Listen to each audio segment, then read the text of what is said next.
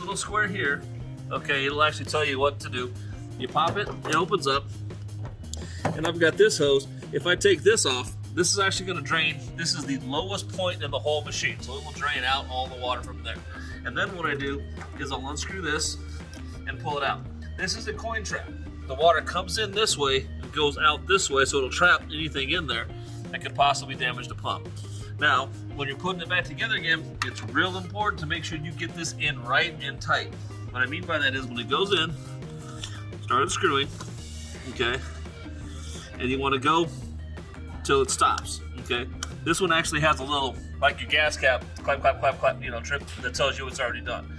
If you don't tighten it enough, it will leak, and then you'll have a lot of issues. So, but now you can also over tighten it once, and it won't leak, but you won't be able to get it out. So you want it good, snug, and keep an eye on this the first time you wash, just to make sure you don't have a leak. Because further, if you do that, close it, wash, walk away, you got a leak, you're gonna have problems.